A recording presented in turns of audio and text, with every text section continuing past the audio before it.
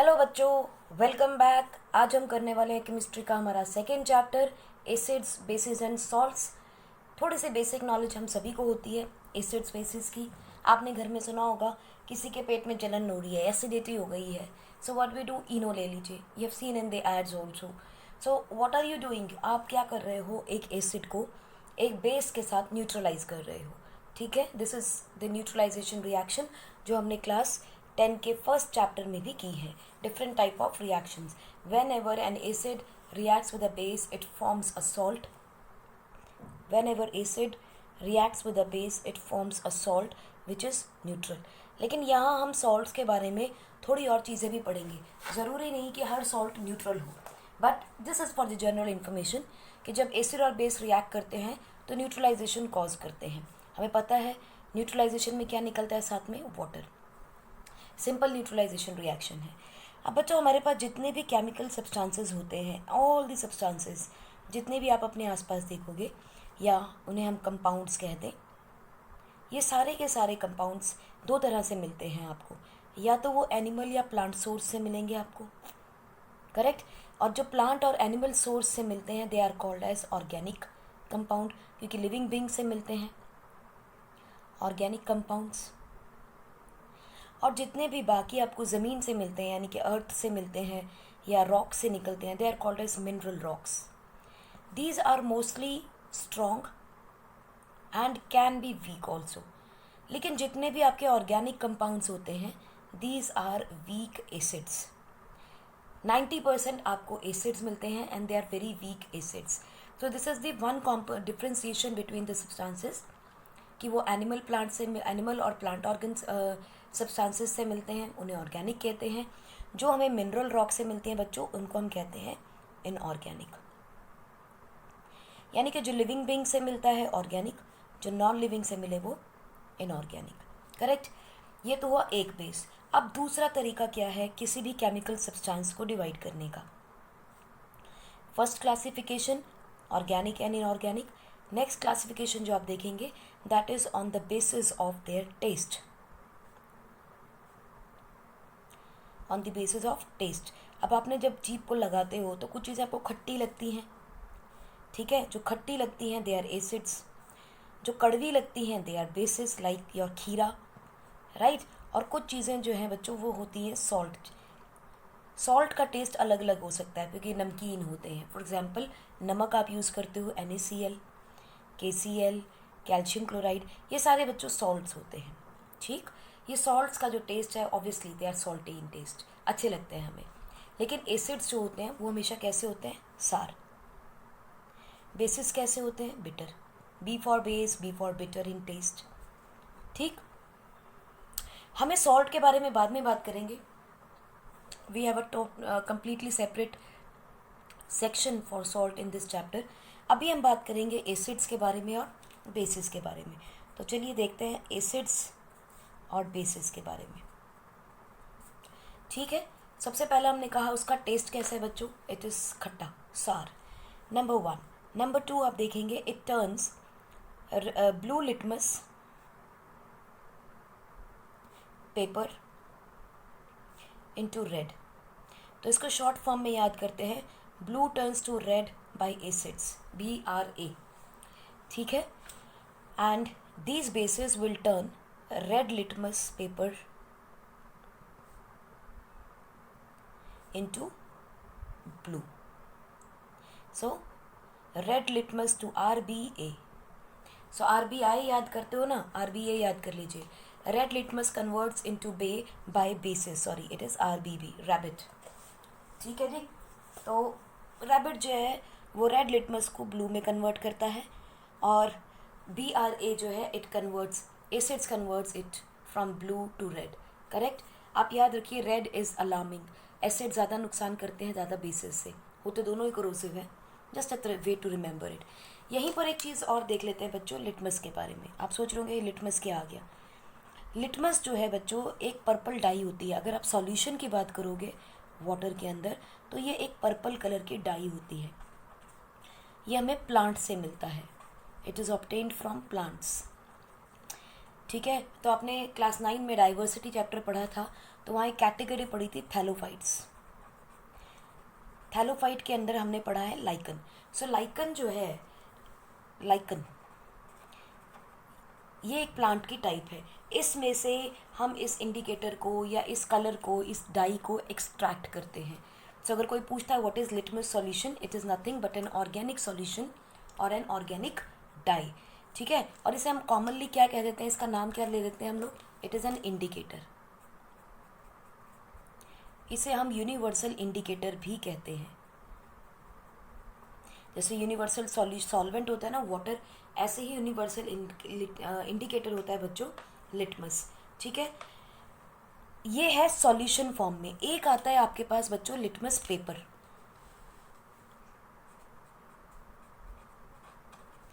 Litmus paper जो होता है बच्चों, ये हमारा मैन मेड है। Obviously it has been extracted from the plant source, लेकिन ये दो तरह का मिलता है हमें। एक मिलता है आपको रेड कलर का और एक मिलता है आपको ब्लू कलर का। लेकिन अगर सॉल्यूशन की बात की जाए, natural colour of litmus solution, तो वो पर्पल होता है। रेड लिटमस टर्न्स ब्लू और ब्लू लिटमस टर्न्स टू, इसको चलिए ब्लू से ही मार्क कर लेते हैं, and blue litmus it turns to red. कब? अब तो आपको याद हो गया है। Red litmus turns blue in the presence of a base, यानी कोई भी बेस होगा और उस बेस में हमने इस पेपर को डाला तो ये ब्लू हो जाएगा, और अगर ब्लू है तो रेड में हो जाएगा अगर हमने किसी एसिड में उसको डिसॉल्व किया। हाँ, अगर आप किसी न्यूट्रल कंपाउंड में या सॉल्ट में डाल देते हो, सॉल्ट सॉल्यूशन में, तो कोई चेंज नहीं होगा, because it will remain as it is. Red है तो रेड रहेगा, ब्लू है तो ब्लू रहेगा, और अगर पर्पल डाई का यूज़ करते हो तो वो पर्पल ही कलर रह जाएगा। Okay, so this is what is litmus solution या लिटमस पेपर या फिर dye obtain from lichen plant. ठीक है, come back to the differentiation between acid and bases. Example देखें अगर तो आपको अच्छे से याद है, सबसे अच्छा HCl है, H2SO4 है, HNO3 है, ये सब एसिड्स हैं, करेक्ट। अगर हम बेसिस की बात करें बच्चों तो NaOH है, KOH, कैल्शियम हाइड्रोक्साइड, ये सब के सब क्या है, बेसिस है। ठीक है, इवन आप देखोगे NaHCO3 बेकिंग सोडा, पढ़ेंगे इसके बारे में, ये भी एक बेस है। आप देखोगे Na2CO3 डॉट 10H2, अब तो आपको पता है डॉट 10H2 क्या होता है, वाटर ऑफ क्रिस्टलाइजेशन, इसके बारे में भी आगे बात करेंगे। ये भी क्या है, एक बेस होता है। ठीक है जी, इसके अलावा आप देखोगे बोथ ऑफ देम, चाहे वो एसिड हो चाहे वो बेस हो, both are corrosive in nature. Corrosive होता है बच्चों, कहीं भी डालोगे उसको रफ करने वाला, ठीक है, उसे इरोड करने वाला। So this is corrosive in nature. Corrosion पढ़ते हैं ना, both are corrosive in nature, equally good. So इसमें डिफ्रेंसिएशन नहीं है, this is a similarity between acids and bases. ठीक है, अब ये तो रहा कि एसिड क्या है और बेसिस क्या है। अब हमें समझना है कि इनको आइडेंटिफाई करने के लिए क्या सिर्फ एक लिटमस पेपर ही है हमारे पास, इनके बीच में आइडेंटिफाई करने के लिए कि रेड कर दिया तो इसने ये एसिड हो गया, कोई ब्लू कर दिया तो बेस हो गया। सो क्या हमारे पास कोई और इंडिकेटर्स हैं? यस, बिल्कुल है। बस इतना है कि आपका जो लिटमस है बच्चों, litmus is a natural indicator. Indicator समझ गए हैं, व्हाट इज एन इंडिकेटर? जिससे हम ये आइडेंटिफाई कर सके कि कौन एसिड है कौन बेस है, उसे हम इंडिकेटर कह देते हैं। ठीक, नाउ लिटमस एक नेचुरल इंडिकेटर है। क्या और भी कोई नेचुरल इंडिकेटर है हमारे पास? हैं, वन इज टर्मरिक। आपने देखा होगा अगर कपड़ों पे हल्दी लगी है, नहीं देखा है तो करके देखिएगा। किसी कपड़े पे हल्दी लग जाए या आपने खाना खाया वो कपड़ों पे गिर जाए, उसे सोप के साथ आप रब करके देखिए, वो लाल हो जाएगा। वो लाल क्यों हो जाएगा? बिकॉज टर्मरिक एक बेस है आपका, और जो आपने खाया था या ऑयल लिया था दैट इज़ एन एसिड। जब उसके साथ रिएक्शन होती है it becomes red. Turmeric is the indicator, याद रखना, टर्मरिक इज़ द इंडिकेटर। इसका रंग बदल रहा है, पीली येलो से ये रेड हो जाएगी, इट इज़ एन इंडिकेटर।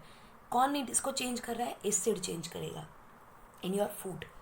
ठीक है जी, so this is one of the natural indicator. इसके अलावा कोई और भी इंडिकेटर है हमारे पास? बिल्कुल है, we have cabbage leaves, we have some petals colored petals of flower, colored petals of flowers like we have petunia. अगर आपने गार्डन में माली के साथ कभी काम किया हो तो आपको पता चल जाएगा पेटूनिया बहुत छोटा सा प्लांट होता है. देन जेरेनियम, ये भी आपके प्लांट्स आपकी गार्डन में लगता है. हाइड्रेंजिया, हाइड्रेंजिया ये वाटर में मिलेगा आपको. तो these are the different kind of natural indicators. इसके अलावा क्या हमारे पास और भी कोई नेचुरल इंडिकेटर है? हाँ है. जैसे आपके पास ऑल फैक्ट्री इंडिकेटर्स है. चलिए हम उसके बारे में बात करते हैं. बस इसका ध्यान रखिएगा, कलर्ड पेटल्स में पेटूनिया, जेरेनियम एंड हाइड्रेंजिया आते नहीं है. रेयर ही कोई क्वेश्चन इस पे आता है. हम इंडिकेटर्स की बात करते हैं थोड़ी सी और डिटेल के अंदर. इंडिकेटर्स बच्चों हमारे पास दो तरह के हो सकते हैं. या तो कलर के इंडिकेटर्स मिलेंगे आपको या ऑर्डर के मिलेंगे. ऑर्डर क्या होती है? स्मेल. स्मेल से भी हम बता सकते हैं. अब लिटमस पेपर तो आपको पता चल ही गया, it is the colour based. All factory में आप देखोगे, ऑर्डर में देखोगे आपकी ऑल फैक्ट्री इंडिकेटर्स बोलते हैं उन्हें. बच्चों कंट्रोल एंड कोऑर्डिनेशन पढ़ेंगे तो आप समझ जाएंगे ऑल फैक्ट्री का मतलब क्या है. Olfactory is related to your nose. जैसे कि आप देखो अनियन है आपका, बहुत स्ट्रॉन्ग स्मेल आती है उसमें से. क्लोव है, बहुत स्ट्रॉन्ग स्मेल आती है. तो these are the olfactory indicators. इसके पास इस बेस पे कई बार क्वेश्चन आया है कि वो ऑल फैक्ट्री इंडिकेटर्स कौन से होते हैं, क्योंकि आपकी बुक में इसके ऊपर बेस्ड एक एक्टिविटी भी आएगी जो भी हम थोड़ी देर में करते हैं. इसके अलावा इंडिकेटर्स बच्चों जैसा हमने बात की कैन बी नेचुरल इंडिकेटर्स, जो हमने किया लिटमस, टर्मरिक, है ना, दीज आर नेचुरल. और दूसरे क्या हो सकते हैं आपके? सिंथेटिक यानी मैन मेड, हमारे अपने बनाए हुए. ठीक है, सिंथेटिक इंडिकेटर्स ये भी हो सकते हैं. अब नेचुरल में तो हमने देख लिया, हमारा लिटमस है, टर्मरिक है, कैबेज है. ठीक है, अभी कैबेज भी खास तरह की है which is the red cabbage leaves. Synthetic indicators में बच्चों हमारे पास यूजुअली दो तरह के इंडिकेटर्स रहेंगे. पहला आपके पास रहेगा मिथाइल ऑरेंज, दूसरा आप देखोगे usually phenolphthalein.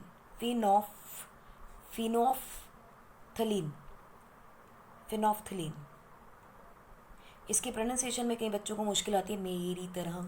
So it is phenolphthalein. ठीक है. इवन आप देखोगे अनियन के अलावा अगर ऑल फैक्ट्री में देखें तो वनीला सेंस, ये भी बच्चों एक ऑल फैक्ट्री इंडिकेटर है. ठीक है. सिंथेटिक को हम लोग आर्टिफिशियल भी कह सकते हैं. आई नो आप लोग सब जानते हैं, इंटेलिजेंट बच्चे हो. ठीक है. सो कई बार एक क्वेश्चन आ जाता है, what do you mean by indicator, how many type of indicators do we have. तो आपको पता होना चाहिए इंडिकेटर वो है जिससे हम एसिड बेस एंड सॉल्ट के बीच, एसिड और बेसिस के बीच में डिफ्रेंशिएट कर सकें. और दूसरी चीज़ ये कई तरीके का है, कलर एंड ऑर्डर के बेस पे है, नेचुरल एंड सिंथेटिक बेस पे है. ठीक है. सो आप जिस तरह के दो तरीके से इसको डिफ्रेंशिएट करेंगे. अब हम अपने समझने के लिए हम अपना इंडिकेटर लेते हैं और देखते हैं कि एसिड में उसमें क्या चेंज आएगा और बेस के साथ क्या चेंज आएगा. यानी कि indicator when reacts with acid and when reacts with base, what are the changes that we will see. So अगर हम ब्लू लिटमस की बात करें, अब तक तो आपको याद हो गया होगा, ब्लू लिटमस जब एसिड के साथ रिएक्ट करता है तो कैसा हो जाता है? रेड. बेस के साथ नो चेंज. नो चेंज का मतलब it will remain blue in colour. Red litmus अगर हम लेते हैं तो it will remain red, no change. और बेस में क्या हो जाएगा? It will become blue. अगर टर्मरिक की बात करें तो टर्मरिक देखें एसिड के साथ कोई भी चेंज आपको नहीं मिलेगा, लेकिन जैसे आपने साबुन जो कि एक बेस है वो लगाया, it will become red. Similarly हम देखते हैं red cabbage leaves. Red cabbage leaves बच्चों इसका रेड कलर है, एसिड्स के साथ it remains same, there is no change, लेकिन जैसे ही बेस के साथ रिएक्ट करते हैं इट बिकम्स ग्रीन. तो ये रहे आपके natural indicators. Correct, these are the natural indicators. अब देखते हैं सिंथेटिक के अंदर. अगर हम मिथाइल ऑरेंज की बात करें, बेटा मिथाइल ऑरेंज यानी जो हमारा नेचुरल इंडिकेटर होता है दोनों के साथ रिएक्शन शो करता है। कैसे शो करता है ये देखते हैं। अगर तो ये एसिड के साथ रिएक्ट करता है तो ऑरेंज और डार्क हो जाएगा, इट विल बिकम रेड, ठीक है। और जब बेस के साथ रिएक्ट करता है तो ये लाइट हो जाएगा, इट विल बिकम येलो। अब सोचो, विबग्योर याद है आपको? VIBGYOR, orange is right in the centre of yellow and red. अगर बेस के साथ रिएक्ट करता है तो येलो हो जाता है, और अगर एसिड के साथ रिएक्ट करता है तो रेड हो जाएगा। सिंपल है। नेक्स्ट चलते हैं हम लोग फिनोफ्थलीन के ऊपर।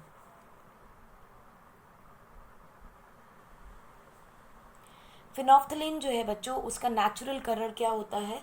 इट इज़ कलरलेस, ठीक है। इसमें रंग नहीं होता, बिल्कुल प्लेन होता है, यानी कि आप लिख सकते हो इट इज़ कलरलेस अगर ये अपने आप में है। जैसे ही ये एसिड के साथ रिएक्ट करेगा इट विल रिमेन कलरलेस, यानी कि कोई चेंज नहीं आएगा इसके अंदर। लेकिन बेस के साथ जब रिएक्ट करेगा इट विल बिकम पिंक। सो अब यहाँ पे आप कैसे आइडेंटिफाई करोगे? फिनोफ्थलीन जो है वो पिंक बन जाता है, P for phenolphthalein, P for pink, by using BPP। Methyl orange दोनों में रिएक्ट करता है, रेड भी हो जाएगा, येलो भी हो जाएगा।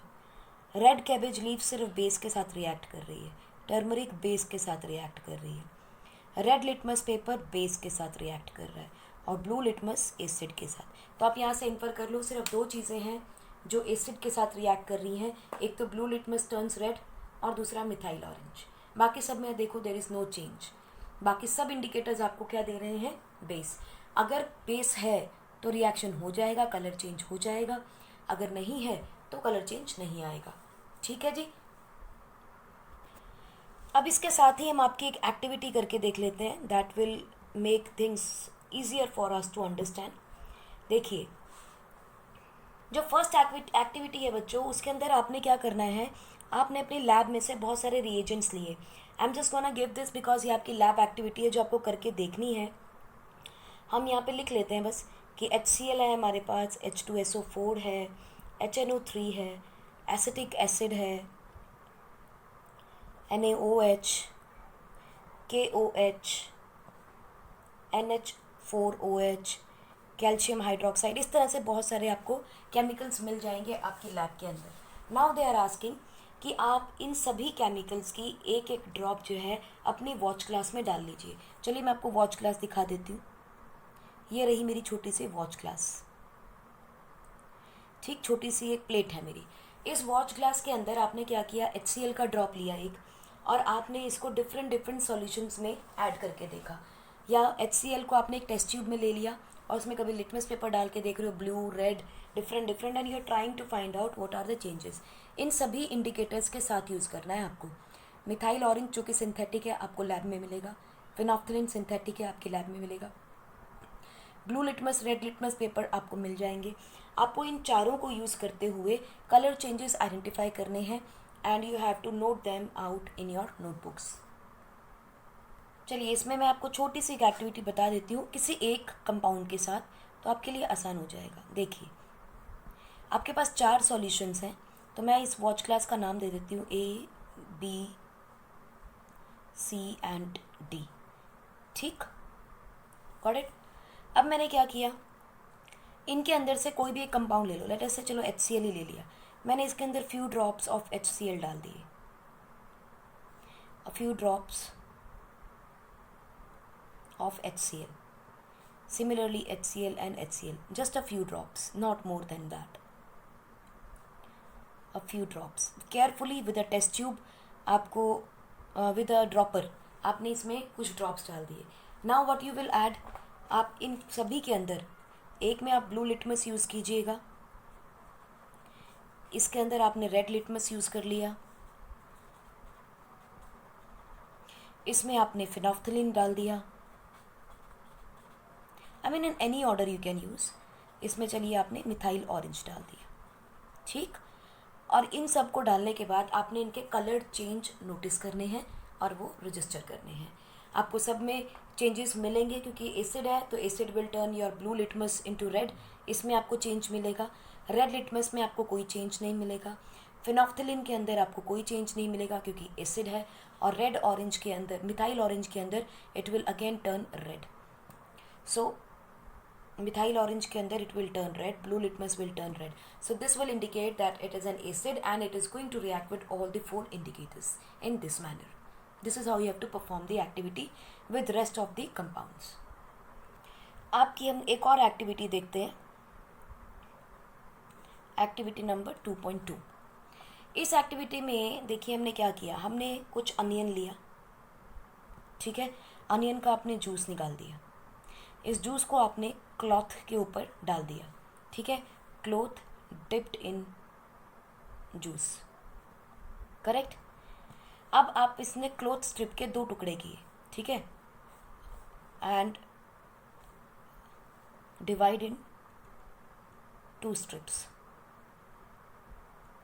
ओके, पहली जो स्ट्रिप है यहाँ लिख लेते हैं first strip, this is the second strip. 2 टुकड़े किए हमने. अब पहली वाली स्ट्रिप के अंदर बच्चों हमने क्या डाला, HCl, एक एसिड डाल दिया, और इस वाली में हमने क्या डाल दिया, एक बेस NaOH डाल दिया, यानी कि एक टेस्ट ट्यूब ली और उसमें छोटा सा टुकड़ा कपड़े का डाल दिया. सिमिलरली HCl को अंदर भी डिप कर दिया, और फिर डिप करने के बाद हमने इसको वॉश कर दिया सिंपल वाटर के साथ, वॉश विद वाटर, ठीक.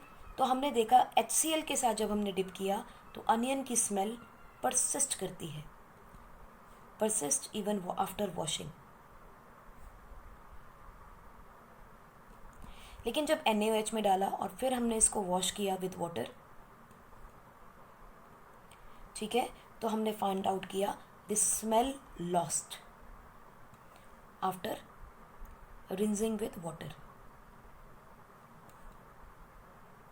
व्हाट डू यू इन्फर, क्या समझते हो आप इसमें से? इसमें से हमें ये निकाला, इट मीन्स इन्फ्रेंस क्या है यहाँ, इस एक्टिविटी में इन्फ्रेंस ये है कि अनियन जूस या अनियन जो है is acidic in nature.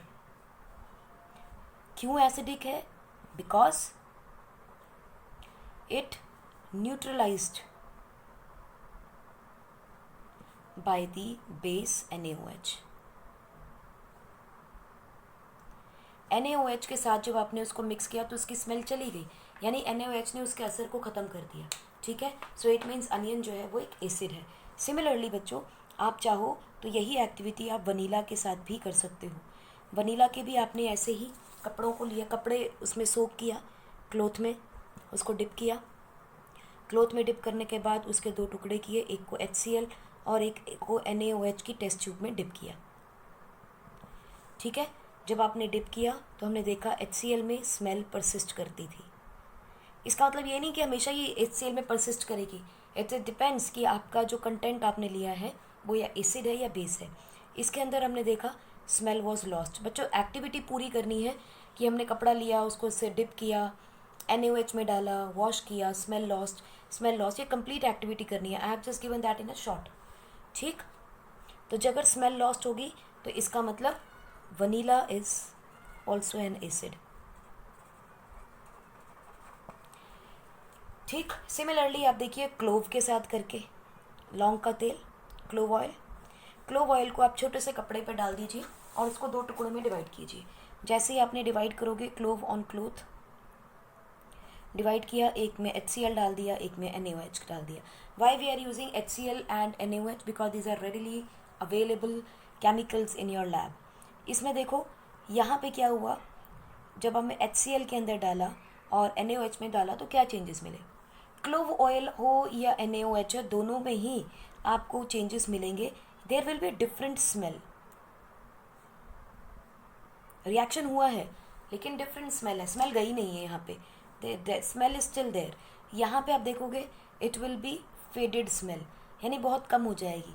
So it we can say that clove oil is also an acidic in nature. This is how you have to do these activities. Acid और bases को समझने के लिए बच्चों हमारे पास और बहुत सारी एक्टिविटीज़ हैं, जिनमें से एक मेथड आता है how do these react with, how do acids react with, acid हो या बेसिस हो, रिएक्ट विद मेटल्स. क्या होगा अगर ये मेटल के साथ रिएक्ट करते हैं तो? बच्चों इसमें आप एक चीज़ का ध्यान रखिएगा, जब भी ये मेटल के साथ रिएक्ट करते हैं तो एक खास रिएक्शन होती है, एसिड हो या बेसिस हो, जब भी मेटल के साथ रिएक्ट करेंगे, इस रिएक्शन को ऐसे ही ध्यान रखिएगा, जब भी रिएक्ट करेंगे they will repeat leave hydrogen gas.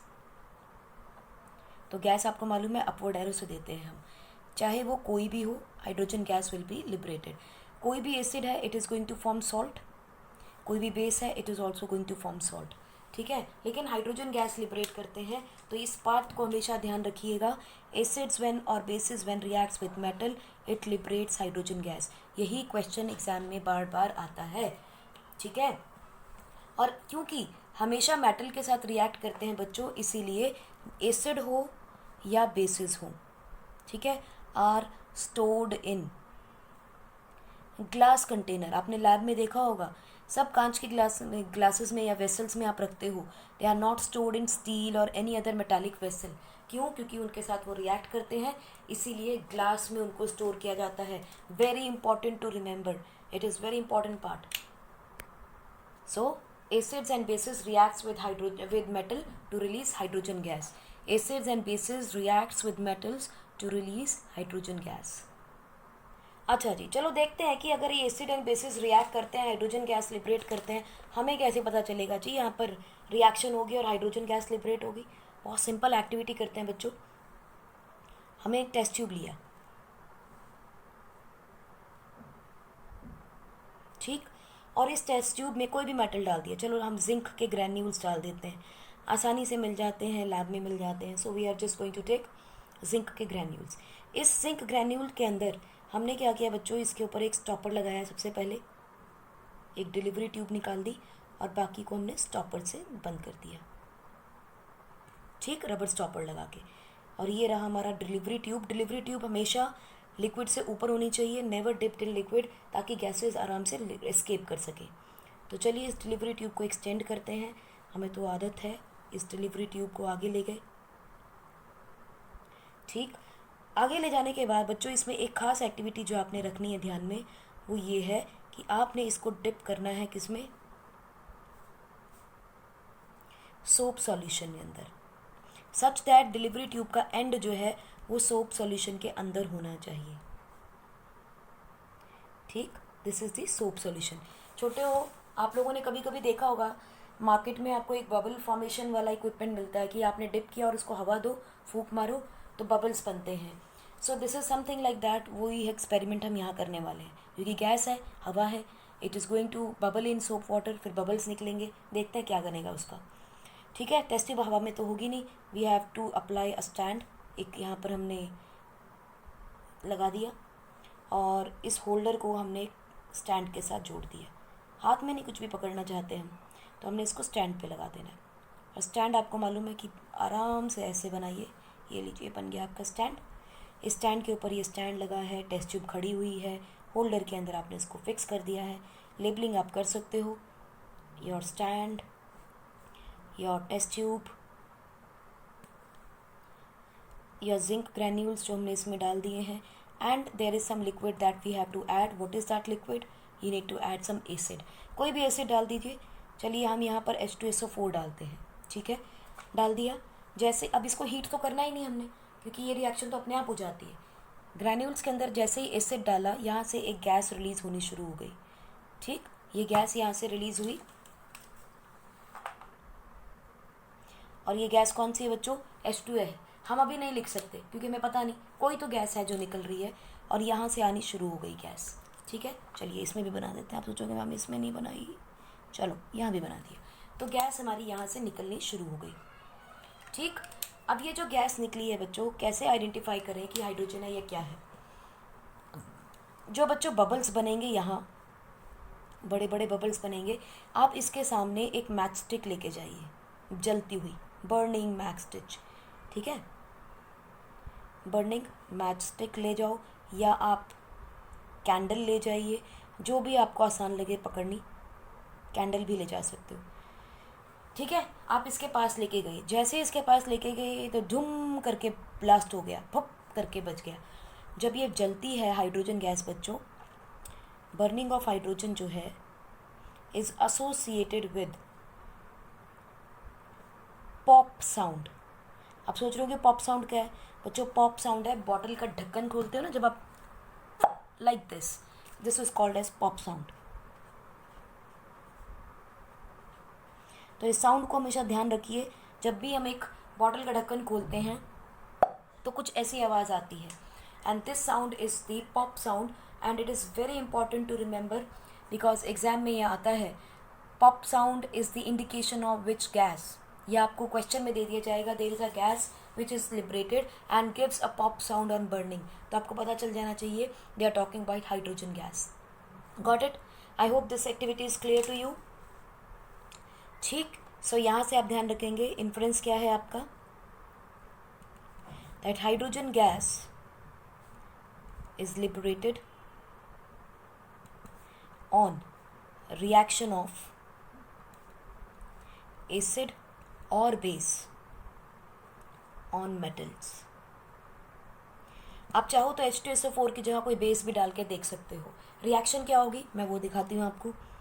Zn है, सॉलिड है, ग्रैन्यूल्स, उसके साथ आपने H2SO4 डाला है बच्चों, ये डाइल्यूट डाला है क्योंकि लिक्विड है और पानी मिलाया हुआ है इसमें।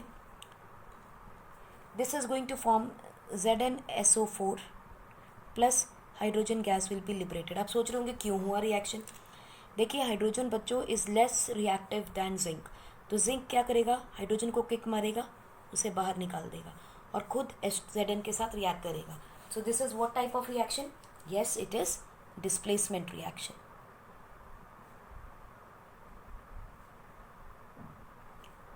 This is the displacement reaction.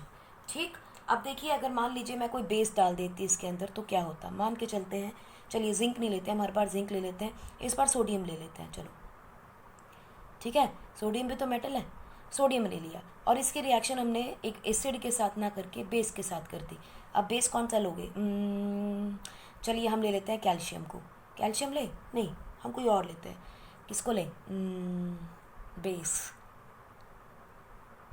चलो कैल्शियम को ही ले लेते हैं। ठीक है जी, अब देखो इसमें क्या रिएक्शन होने वाली है।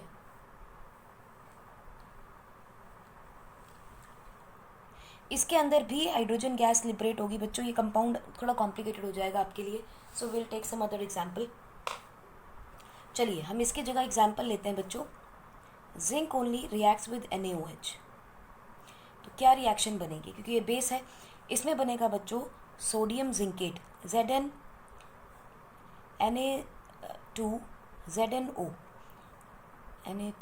Na2ZnO plus hydrogen gas will be liberated. Na2ZnO,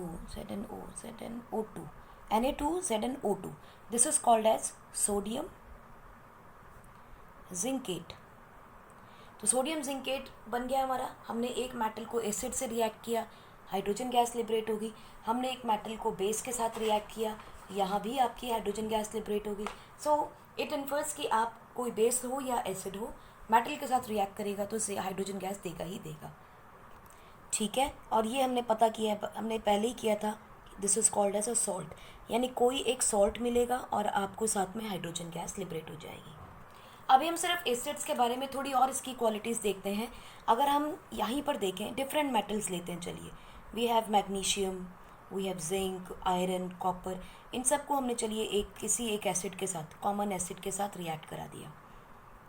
ठीक है, अब जब इन रिएक्शंस को रिएक्ट किया हमने तो हमने देखा मैग्नीशियम के अंदर भी सॉल्ट बन गया और हाइड्रोजन गैस बन गई। जिंक के अंदर भी हमने देखा सॉल्ट बन गया, हाइड्रोजन गैस बन गई। आयरन में भी यही हुआ, लेकिन कॉपर में नहीं हुआ। कॉपर में हमने फाइंड आउट किया कि रिएक्शन हुई ही नहीं। ठीक है, ये तो अब हमें मालूम है कि रिएक्टिविटी सीरीज के बारे में, बट अदरवाइज जब एक्सपेरिमेंट किया गया इट वाज फाउंड कि यहाँ कोई रिएक्शन नहीं हुआ। लेकिन ये जो रिएक्शन था ये बहुत तेज़ी से हुआ। This was the most reactive reaction. ये थोड़ा कम था, लेस रिएक्टिव थी। ठीक है, और ये जो है it reacts very slowly, very slowly reacted. ये बहुत धीमे धीमे चल रही थी। ठीक है, और यहाँ कोई रिएक्शन हुआ ही नहीं। सारी की सारी देखो डिस्प्लेसमेंट रिएक्शंस हैं। है ना। तो यहाँ से हमने ये देखा कि अगर हम रिएक्टिविटी के हिसाब से देखें तो मैग्नीशियम बहुत तेज़ी से रिएक्ट किया एसिड से, उसके बाद जिंक ने रिएक्ट किया, फिर आयरन ने रिएक्ट किया और कॉपर तो रिएक्ट ही नहीं किया। सो हम यहाँ से ये निकालते हैं that all metals do not react with all acids with same vigor और reactivity। सब अपनी अपनी तरीके से काम कर रहे हैं, सबका अपना पेस है किसी चीज़ को याद करने का, है ना। कोई तेज़ी से याद करता है, कोई जल्दी लिख लेता है। सो हर एक की अपनी अपनी क्वालिटी होती है। सो यहाँ पे हमने देखा कि जब ये एसिड के साथ रिएक्ट कर रहे थे तो मैग्नीशियम सबसे ज़्यादा रिएक्ट किया और कॉपर ने रिएक्ट किया ही नहीं। This was experimentally found out. एक रिएक्शन हमने फिर और करके देखी इसके अंदर। हमने देखा how acids react with metal carbonates and metal bicarbonates. बच्चों, बाइकार्बोनेट्स को हम हाइड्रोजन कार्बोनेट भी कहते हैं, ठीक है। How acids react with metal carbonate and metal bicarbonate. तो इसमें आपको एक रिएक्शन ध्यान रखनी है बच्चों। कोई भी एसिड आ जाए, जब आपका मेटल कार्बोनेट के साथ रिएक्ट करेगा, जहाँ भी कार्बोनेट आ जाए तो समझ लीजिए बाय आपको प्रोडक्ट्स में कार्बन डाइऑक्साइड मिलेगी ही मिलेगी। और एसिड जो है वो मेटल कार्बोनेट के साथ रिएक्ट कर रहा है बच्चों। मेटल कार्बोनेट जो है it is a basic in nature, ठीक है। ये सारे बेस होते हैं। तो जब मेटल कार्बोनेट के साथ इसने रिएक्ट किया तो हमने देखा इसने एक हमें सॉल्ट दिया, कार्बन डाइऑक्साइड दी, और एसिड और बेस है बच्चों, न्यूट्रलाइजेशन रिएक्शन हो रही है, वाटर तो आना ही आना है। तो दिस वॉज फाउंड आउट। दोनों केसेस में यही निकलेगा, मगर डिफरेंस क्या होगा, कितने मॉलिक्यूल्स आपको मिलते हैं। एग्जाम्पल देखेंगे तो क्लियर हो जाएगा। एग्जाम्पल देखिए क्या है।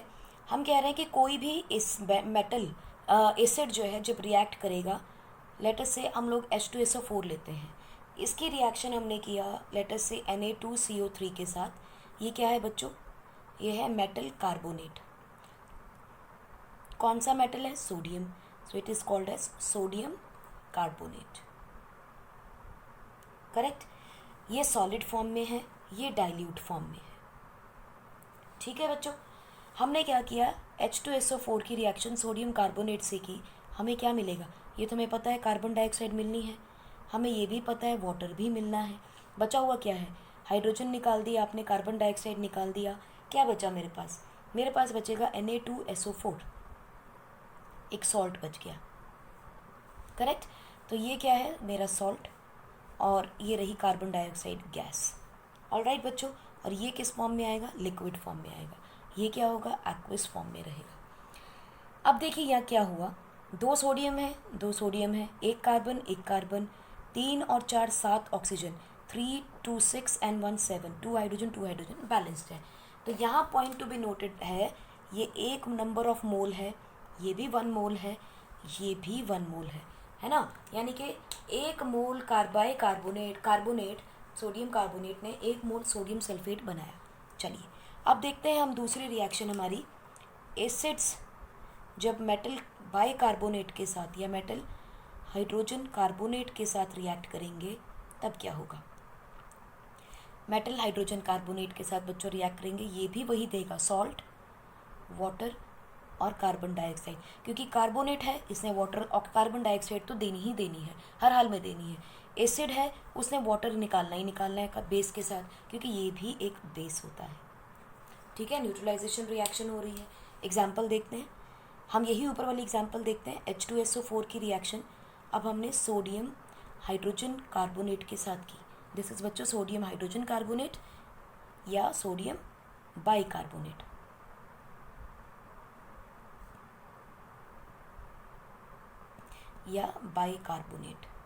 मैं स्पेस दे के लिख रही हूँ ताकि आपको समझ में आ जाए, बट अदरवाइज जब हम इसका नाम लिखते हैं तो there is no space, it is continuous, ठीक।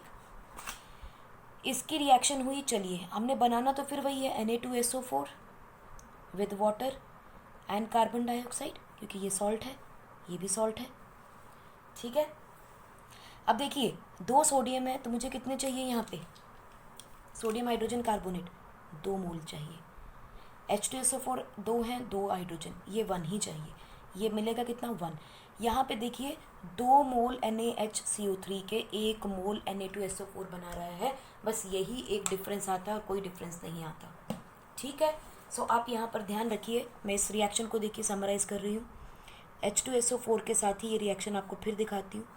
अगर हम Na2CO3 के साथ करेंगे तो हमें मिलेगा Na2SO4 H2O एंड CO2, और अगर हम इसकी रिएक्शन NaHCO3 से करें, दिस इज़ ऑब्वियसली डाइल्यूट, तो आपको मिलेगा Na2SO4 with water plus carbon dioxide. देखो प्रोडक्ट में कोई भी चेंज नहीं है, लेकिन रिएक्टेंट में नंबर ऑफ मोल्स बढ़ गए, करेक्ट। तो ये क्वेश्चन कई बार आता है, how many moles of sodium hydrogen carbonate are required to produce 1 mole of Na2SO4, ठीक है। So you need to remember 2 moles, ठीक। अब हमें कैसे पता चलेगा जी यहाँ से कार्बन डाइऑक्साइड गैस निकली है, how to identify this carbon dioxide gas, ठीक है। चलिए एक एग्जांपल और कर दें, HCl के साथ कर दें इसकी एग्जांपल। आप तो सोच रहे होंगे कि सारी हमने एक ही सॉल्ट से कर दी, कोई और आ गया तो हम क्या करेंगे। चलिए रिएक्शन वही रहेंगी, कोई चेंजेस नहीं है। यहाँ SO4 की जगह Cl आ जाएगा, तो इट इज़ NaCl, 2 मोल बन जाएंगे। देखिए यहाँ H2O प्लस CO2, तो आपको HCl भी 2 ही मोल चाहिए क्योंकि H2 है, 2 Cl 2 Cl, Na2 2 Na, 1 carbon 1 carbon, 3 oxygen, 2 और 1 3 ऑक्सीजन। अब यहाँ देखिए NaCl plus H2O plus CO2, यहाँ पे हमें 2 मोल नहीं चाहिए, यहाँ पे हमें 2 मोल नहीं चाहिए, यहाँ सिंपल HCl के साथ रिएक्शन हो रहा है, लुक एट इट। यानी कि जब भी सोडियम हाइड्रोजन कार्बोनेट या सोडियम कार्बोनेट के साथ रिएक्शन होगा, प्रोडक्ट में कोई चेंज नहीं आएगा, the only difference will be number of moles of reactant और प्रोडक्ट। देखो यहाँ पे रिएक्टेंट के नंबर ऑफ मोल्स बढ़े थे, यहाँ प्रोडक्ट के बढ़ गए, करेक्ट। एक Na, एक हाइड्रोजन ये, एक हाइड्रोजन ये, 2 हाइड्रोजन, 3 ऑक्सीजन, 1 और 2 3, 1 carbon 1 carbon, 1 Cl 1 Cl। So we do not need to take 2 moles of NaHCO3, हमें नंबर ऑफ मोल्स चेंज हो रहे हैं प्रोडक्ट साइड पे अब, ठीक है। सो इस तरह से हम लोग रिएक्शंस को कंसिडर करके बैलेंस करेंगे, ठीक है। How to identify carbon dioxide gas is released, हमें कैसे पता चलेगा। अब बच्चों यहाँ हम एक टेस्ट करते हैं, and this test is called as lime water test.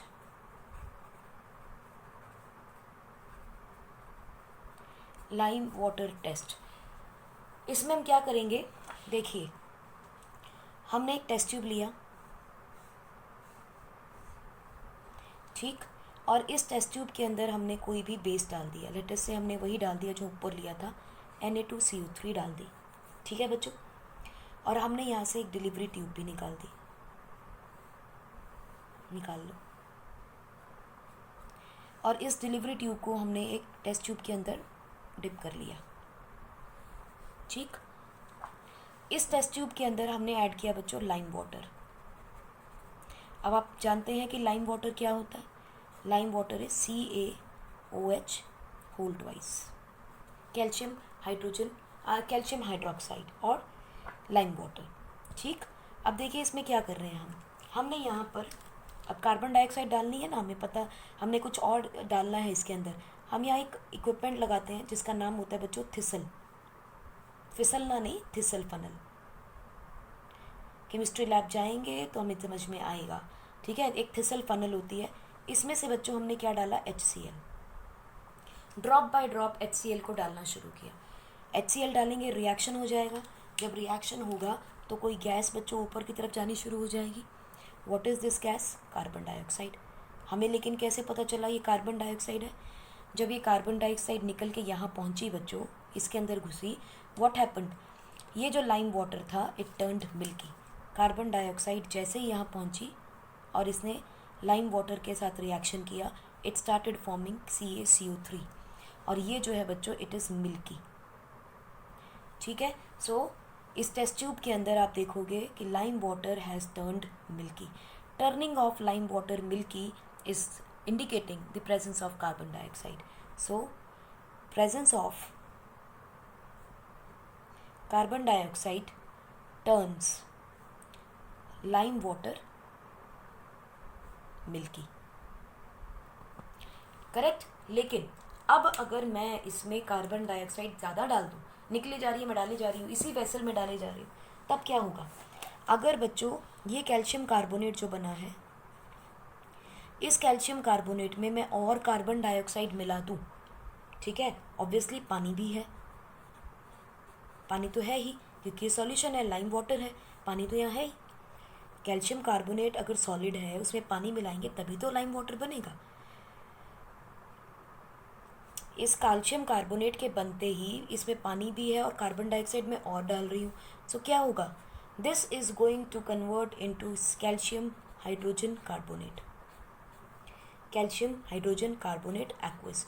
और बच्चों ये जो है it is soluble in water, it is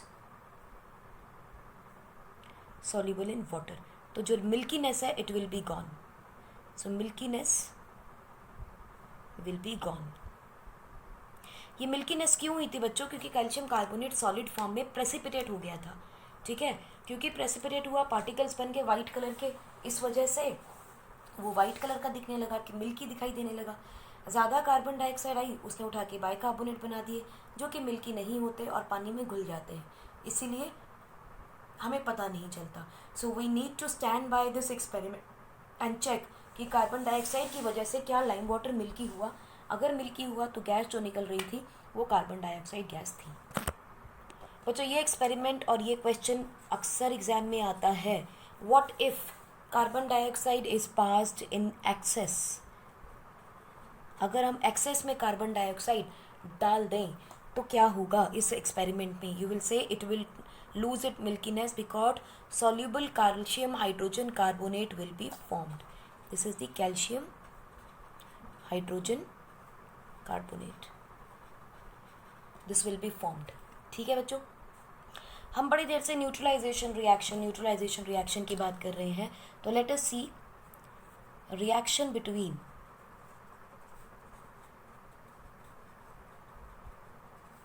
acids and bases. अगर ये आपस में रिएक्ट करें तो क्या होगा? तो दिस इज व्हाट इज बच्चों neutralisation reaction. Since we discuss this in chapter number 1, so we were using this, now let us do it officially, है ना, जो कि आपके टॉपिक में आपको करना है। कोई भी एसिड कोई भी बेस के साथ जब रिएक्ट करेगा तो सॉल्ट बनाएगा और वाटर लिबरेट करेगा। वाटर डेफिनेटली बनना ही बनना है, यही एक कॉम्बिनेशन है जो आपको मिलता है न्यूट्रलाइजेशन रिएक्शन में। तो यहाँ क्या बनेगा बच्चों? देखो H पॉजिटिव बना, Cl नेगेटिव बनेगा, Na पॉजिटिव बनेगा, OH नेगेटिव बनेगा, ठीक ना। Positive will go with negative and this negative will go with this positive, so क्या बन जाएगा? NaCl plus water. सिंपल है reaction. So this reaction is known as neutralization reaction. हम देखते हैं बच्चों इनकी reaction with metals,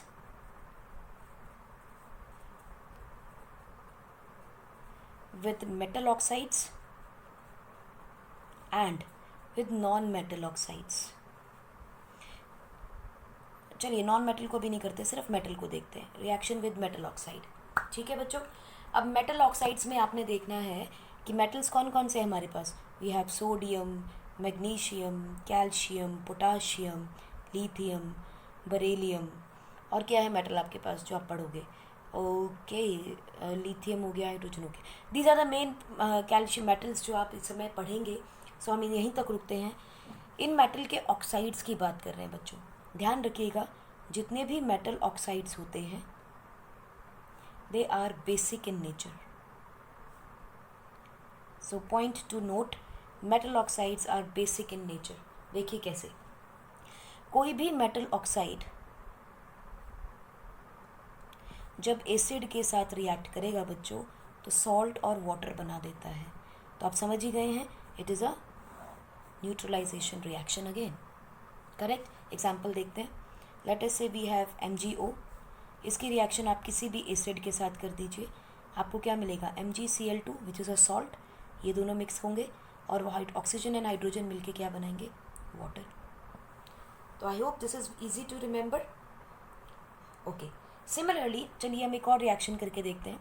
copper oxide ले लेते हैं, कॉपर भी तो एक मेटल है, ठीक है ना। कॉपर ऑक्साइड की रिएक्शन जब HCl के साथ आपने की तो बच्चों आपको क्या मिला, CuCl2 + H2O, ठीक है। ऑक्साइड रिएक्ट कर रहा है, कॉपर नहीं, तो don't think it is a displacement reaction. No, it is not a displacement reaction, it is the neutralisation reaction, ठीक है। देखिए क्या है, आपने मान लीजिए एक बीकर लिया बच्चों, ठीक है, और इसके अंदर आपने थोड़े से कॉपर ऑक्साइड डाल दिया, CuO डाल दिया which is solid in state, और इसके अंदर आपने डाला HCl, ठीक। और HCl डालने के बाद आपने एक स्टरर लिया जो कि ग्लास का होगा, डेफिनेटली किसी मेटल का आप यूज़ नहीं कर सकते। क्यों नहीं यूज़ कर सकते, क्योंकि मेटल्स जो होते हैं दे रिएक्ट विद एसिड, तो रिएक्शन हो जाएगा, हमारा काम नहीं होगा। तो ग्लास रॉड के साथ हमने ऐसा स्टरर इसको यूज़ किया और इसको घुमाना शुरू किया। जब इसको घुमाना शुरू किया तो थोड़ी देर बाद हमने देखा कि ये जो है it is CuCl2 which is bluish green in colour. Copper oxide का कलर बच्चों होता है रेडिश, तो ये आपका बन गया लगभग ब्लूइश ग्रीन हो गया इसका कलर, ठीक है। या copper oxide is not reddish, it is colourless solid, it is colourless solid. तो जैसे ही आपने HCl मिलाया इसका कलर ब्लूइश ग्रीन बन गया, which shows that reaction has taken place and this reaction is the neutralisation reaction and not the displacement reaction. This is the neutralisation reaction, ठीक।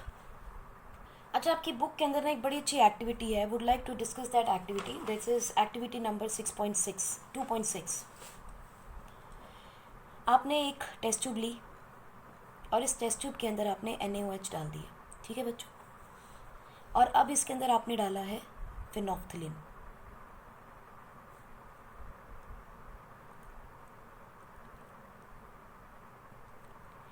ठीक। फिनोफ्थिलीन का कलर क्या होता है हमें पता है, इट इज़ कलरलेस, करेक्ट। जैसे ही आपने इसमें डाला तो कलर कैसा हो गया, पिंक। क्यों, बिकॉज NaOH क्या है, बेस, और बेस के साथ फिनोफ्थिलीन का कलर पिंक हो जाता है, करेक्ट। अब मैंने क्या किया, इसी टेस्ट ट्यूब के अंदर जिसमें आपने NaOH डाला हुआ था, फिनोफ्थिलीन भी डाला हुआ है, अब इसमें मैंने HCl डाल दिया। व्हाट विल हैपन, यहाँ न्यूट्रलाइजेशन हो जाएगा, it is going to form NaCl and water. क्या फिनोफ्थिलीन जो कलर पिंक कलर था, this is also still in pink colour, इसके डालते ही पिंक कलर का क्या बना, पिंक कलर कलरलेस हो जाएगा अगेन। क्यों हो जाएगा कलरलेस, क्योंकि आपने NaCl बना दिया। NaCl is a neutral salt, there is no reaction. Now again मैंने क्या किया, इसके अंदर थोड़ा सा और NaCl प्लस वाटर था, इसके अंदर मैंने और NaOH डाल दिया। अब क्या होगा, again pink colour will appear. क्यों, क्योंकि फिनोफ्थिलीन के साथ बेस रिएक्ट करेगा, correct. So this is very good activity to remember कि बेस के साथ फिनोफ्थिलीन जो है वो पिंक कलर देता है और एसिड के साथ कोई चेंज नहीं होता। हमने एसिड्स की तो बहुत सारी बातें की हैं, काफ़ी चीज़ें बेसिस में कॉमन मिलेंगी, कुछ चीज़ों पे बेसिस में डिफरेंस मिलता है बच्चों। पहली चीज़ तो ये कि जो बेस है, सिमिलैरिटी में देखें अगर हम, अगर कोई भी बेस मेटल के साथ रिएक्ट करता है, ठीक है, तो हाइड्रोजन गैस लिबरेट करता है, ये हमने देखा था। एग्जाम्पल भी देखी थी हमने, जब हमने NaOH के साथ अगर जिंक की रिएक्शन करते हैं बच्चों तो आपको क्या मिलता है, Na2ZnO2 और hydrogen gas will be liberated, correct है। दूसरा एग्जाम्पल आप देखो, एल्यूमिनियम के साथ, एल्यूमिनियम भी एक मेटल है, it is going to create NaAlO2 plus hydrogen gas will be liberated again with NaOH। बच्चों ये दो रिएक्शंस बहुत इंपॉर्टेंट हैं, क्योंकि इसमें जो रिएक्शंस हो रही हैं उसमें आपको जो प्रोडक्ट मिलता है, it is not a simple salt, it is a complex salt, और इसका नाम क्या है, सोडियम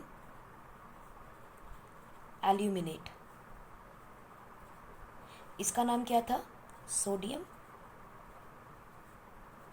जिंकेट। ये रिएक्शंस दोनों याद रखिएगा बच्चों, बहुत इंपॉर्टेंट रिएक्शन है, एग्जाम में आती है और आते हुए हम गलत करके आ जाते हैं, ठीक है। बैलेंस करेंगे तो 3 हाइड्रोजन 2 एल्यूमिनियम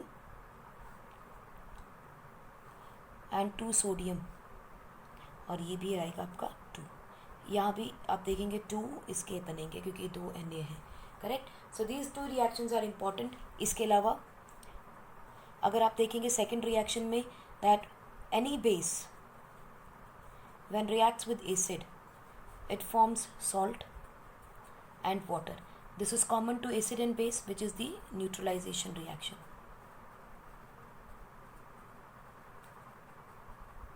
ठीक। तीसरी चीज़ जो आपको ध्यान रखनी है बच्चों, वो है डिफरेंस सिर्फ और सिर्फ एक, कि कोई भी बेस, हमने वहाँ मेटल ऑक्साइड किया था, यहाँ हम करेंगे non metal oxide.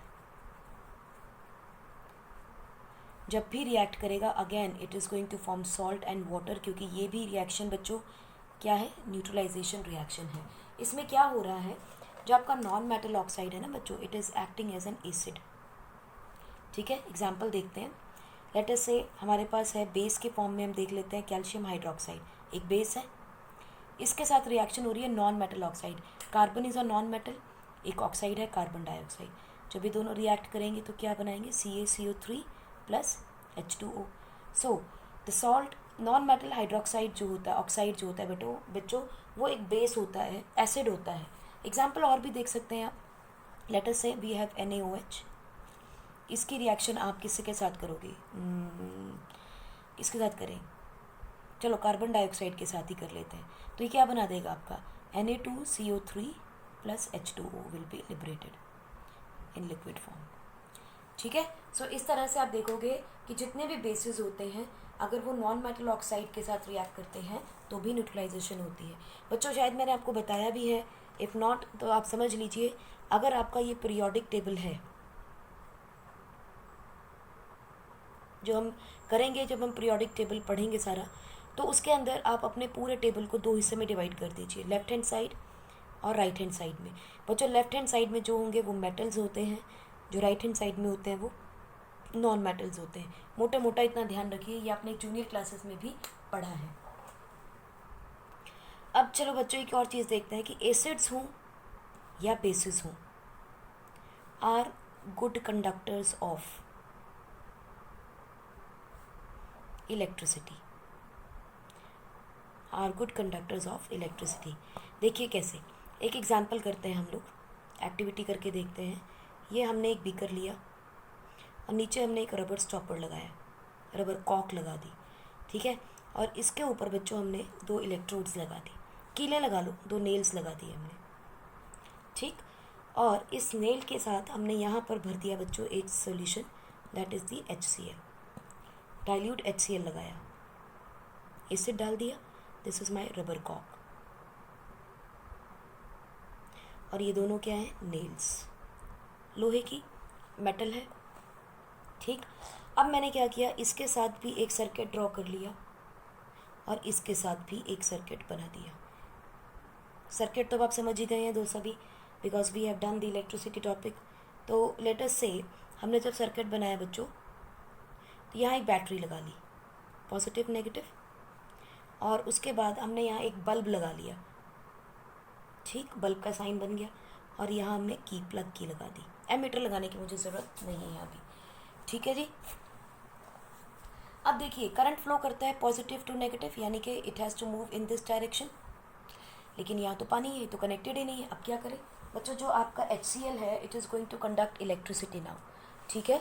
What will happen, ये हमने बैटरी लगाई, चलो 4 वोल्ट की लगा ली, 6 वोल्ट की बैटरी है, we are not showing that much. एक और बैटरी चलो लगा लो, एक और प्लस एक और नेगेटिव, ठीक है। 6 वोल्ट की हमने बैटरी लगाई, ऊपर बल्ब लगाया, कंडक्ट लगा दिया और एक स्विच लगा दिया। Now what we are going to find out कि जैसे ही डाइल्यूट HCl था बच्चों, तो ये HCl और पानी था, correct.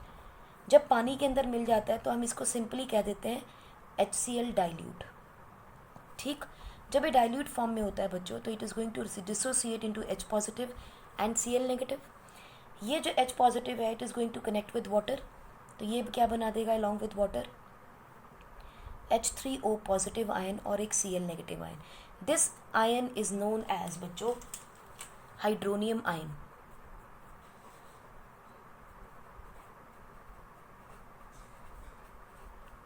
This was called as hydronium ion.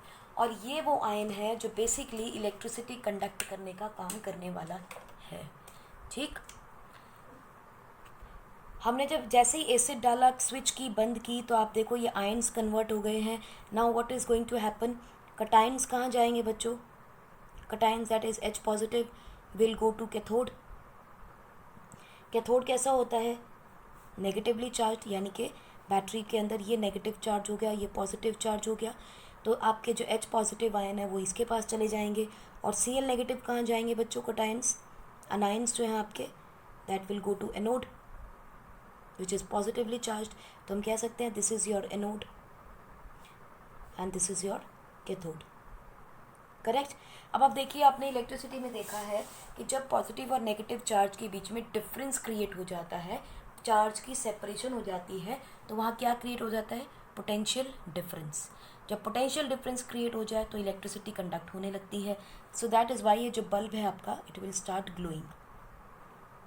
So bulb will start glowing. और जैसे ही बल्ब स्टार्ट करता है ग्लो का, it means there is conduction of electricity.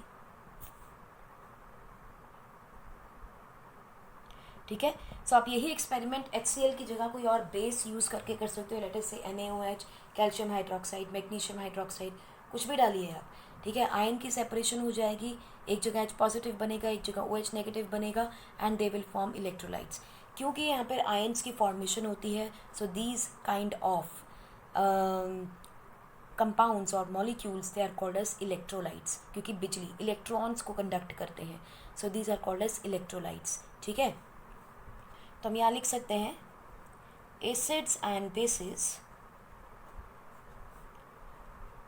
Conduct electricity due to formation of ions. ठीक है, अब अगर एसिड होगा बच्चों कोई, लेट अस से एग्जांपल है HCl, तो इसने क्या डिसोसिएट किया आपका H positive and Cl negative.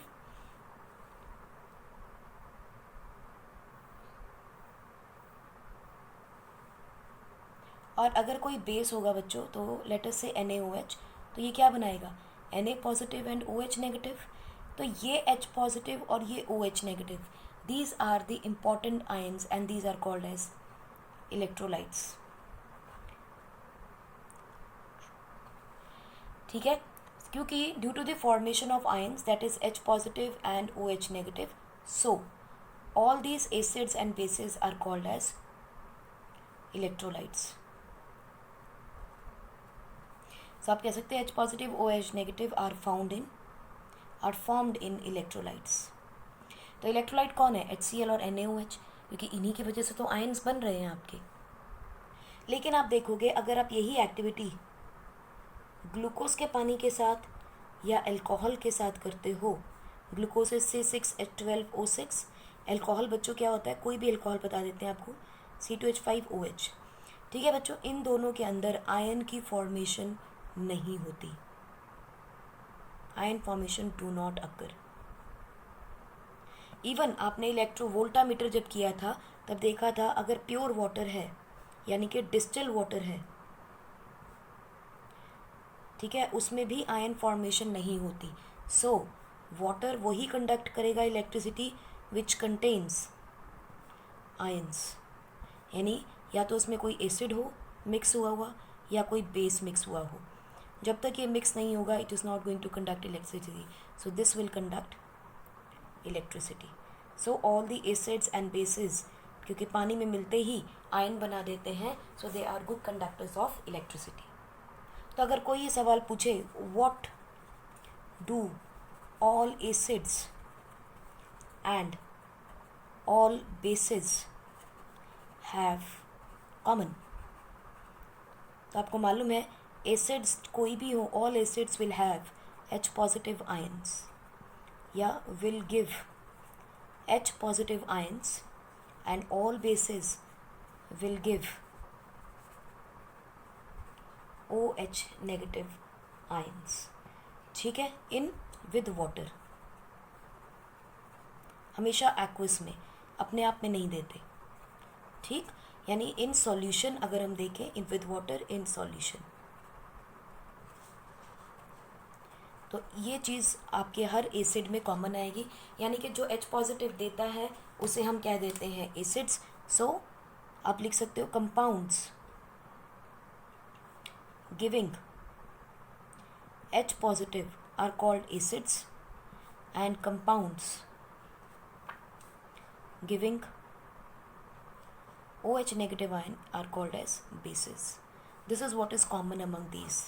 ठीक है, और कंडक्शन ऑफ इलेक्ट्रिसिटी से आप ये शो कर सकते हो कि वहाँ कौन कौन से आयंस की फॉर्मेशन हो रही है। पर बाद में फिर ध्यान रखिएगा मेरी बात का कि H पॉजिटिव आयन अपने आप में इलेक्ट्रिसिटी कंडक्ट नहीं करता, ये वाटर के मॉलिक्यूल के साथ जुड़ता है और H3O पॉजिटिव आयन बनाता है, जिसका नाम क्या है, हाइड्रोनियम आयन। तो अगर कोई ये पूछता है कि एसिड जो है वो एसिड की तरह एक्ट क्यों करते हैं, तो आपको बताना है because of the formation of hydronium ions. इसमें बच्चों एक और डेफिनेशन आ जाती है, that is called as Arrhenius definition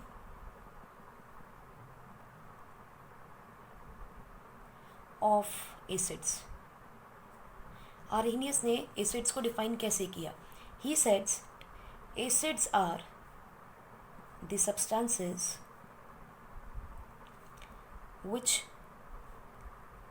contain hydrogen and which when dissolved in water gives hydrogen ion, क्या देता है, hydrogen ion in the solution.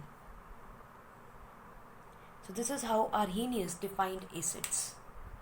इसे हम बच्चों प्रूव कर सकते हैं कि एक्सपेरिमेंट के साथ कि जब तक पानी नहीं है एसिड अपनी एक्टिविटी दिखाएगा नहीं। देखिए कैसे, एसिड हो या बेस हो, जब तक वाटर नहीं है it is not going to show any activity.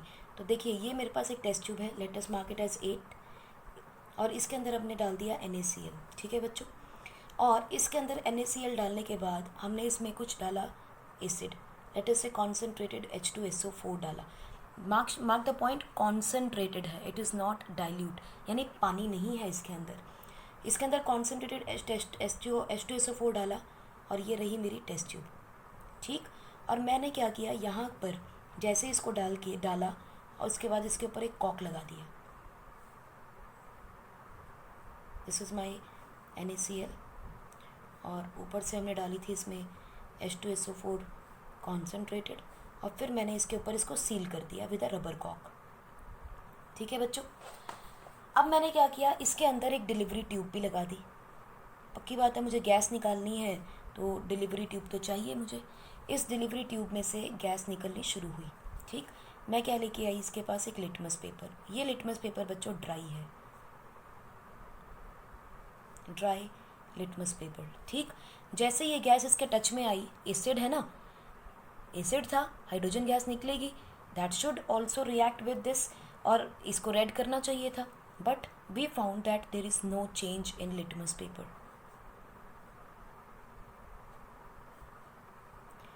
There was no change in litmus paper. Now what I did, second case में मैंने क्या किया, चलिए इसको फिर से ड्रॉ कर लेते हैं। NaCl, और ये रहा आपका इसमें कॉन्सेंट्रेटेड H2SO4। ये डाइल्यूट होता है फिर ये रिएक्शन हो जाता है बच्चों। ठीक है, और ये रहा मेरा delivery tube, this is my cock, और यहाँ से निकल रही थी आपकी हाइड्रोजन गैस, क्योंकि मेटल सॉल्ट है, सॉरी वाटर निकलेगा, not the hydrogen gas, it is water. पानी निकल रहा है स्टीम की फॉर्म में, तो इसको रिएक्ट करने के बाद पानी भी नहीं निकल रहा बच्चों। देखो रिएक्शन क्या है, let us do it over here, तो क्रियल हो जाएगी। कॉन्सेंट्रेटेड H2SO4 है, it is going to form Na2SO4 plus HCl। So यहाँ पानी नहीं है, HCl गैस लिबरेट हो रही है। अब HCl गैस है लिटमस पेपर के साथ, कौन सा लिटमस पेपर लिया हमने, ब्लू, क्योंकि हमें आइडिया था HCl निकलेगी, तो हमने ब्लू लिटमस पेपर लेके आए। कायदे से एसिड जब ब्लू लिटमस के साथ रिएक्ट करता है तो रेड होना चाहिए था, मगर कोई चेंज नहीं मिला। अब हमने क्या किया, यहाँ जो HCl आ रही थी इसके पास हम लेके गए वेट लिटमस पेपर। जब हमने वेट लिटमस पेपर को इसके पास रखा, ब्लू के पास, चलिए इसको ब्लू कलर बना लेते हैं, will make it easy for us to understand. ठीक है, तो ब्लू पहुंचा, तो इसके साथ जैसे ही इस HCl की रिएक्शन होती, क्योंकि ये वेट है, तो ये जो ब्लू लिटमस पेपर था बच्चों, it turned into red, blue से रेड में कन्वर्ट हो गया, which shows now HCl is able to act like an acid. क्योंकि हुआ क्या यहाँ पे, जब HCl था वाटर के साथ मिला, लिटमस पेपर के वाटर के साथ, यहाँ लिख लेते हैं इन लिटमस पेपर, जब इसके साथ रिएक्ट किया उसने लिटमस पेपर के साथ, सो हमारे पास क्या बना, H3O positive ion and Cl negative ion. ठीक है बच्चों, ये H3O पॉजिटिव आयन है which is going to show the acidic activity. जब तक ये नहीं बनेगा there is no acidic activity is going to happen. ऐसा क्यों होता है बच्चों, क्योंकि HCl जो होता है ना, इनके बीच में जो बॉन्ड है वो बहुत स्ट्रांग है, टूटती नहीं है, स्ट्रांग बॉन्ड है। सो H पॉजिटिव और Cl negative do not form, but when water is added, it becomes easy to remove H positive।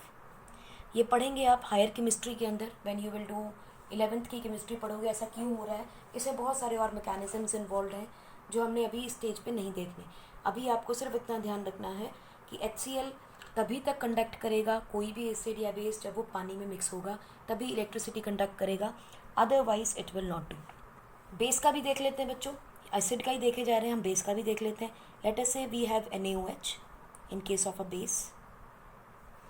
आपके पास NaOH है, इसको आपने वाटर में मिक्स किया तो आपको क्या मिलेगा, Na positive plus you will get OH negative. ठीक, सिमिलरली आप एग्जाम्पल देखो, पोटाशियम के साथ, बेस के साथ आपको K पॉजिटिव और OH नेगेटिव आयन है। बेसिकली हो क्या रहा है, पानी सिर्फ इनको तोड़ने का काम करता है, तोड़ के में क्या मिलना है, मिलना तो यही है Na पॉजिटिव OH नेगेटिव। इसमें भी HCl के साथ को तोड़ने का काम पानी कर रहा था, मिला तो आपको फिर वही H positive and Cl negative, बस ये फ़र्क हुआ है H पॉजिटिव वाटर के साथ मिलके H3O पॉजिटिव आयन बना लेता है। ठीक है, सिमिलरली मैग्नीशियम हाइड्रोक्साइड को देखिए, अगर आप पानी के साथ रिएक्ट करते हैं तो आपको क्या मिलेगी, Mg2 positive plus OH negative. ठीक, 2OH negative you will get. इस वाटर को आपने बैलेंसिंग में ऐड नहीं करना है इसके अंदर, because we are just showing कि ये बेस कैसे टूटने वाले हैं। ठीक, अब बच्चों ऐसा है, जो बेसिस होते हैं, ठीक है, they can dissolve in water, can dissolve in water, लेकिन सारे बेस नहीं करते। ठीक है, those bases which can dissolve in water are called as alkalis. So अगर मैं एक डायग्राम बनाऊं तो आप समझ जाएंगे कि सारे एल्कलीज डेफिनेटली बेसिस होते हैं, लेकिन सारे बेसिस एल्कलीज नहीं होते। तो इसको आप ऐसे देखो, एक ग्राउंड है, ये क्या है, सारे बेसिस हैं। ठीक है, और इसमें एक छोटा ग्राउंड है, ये क्या है, एल्कलीज। सारे एल्कलीज बेसिस हैं, सारे एल्कलीज बेसिस हैं, मगर सारे बेसिस एल्कलीज नहीं है। क्योंकि आप ये देखिए, इस पार्ट में देखेंगे ये वाला पोर्शन, तो ये एल्कली नहीं है, बेस ज़रूर है मगर एल्कली नहीं है। बच्चों इस तरह के डायग्राम्स को बोलते हैं बेसिकली वेन डायग्राम्स। याद नहीं करना, समझने के लिए। ठीक है, सिर्फ अंडरस्टैंड कीजिए कि जितने भी एल्कलीज होते हैं वो सब बेसिस होते हैं, क्योंकि बेस के अंदर बैठे हुए हैं। लेकिन एल्कली के बाहर की जो दुनिया है, जहाँ बेसिस बैठे हैं, दे आर नॉट एल्कलीज।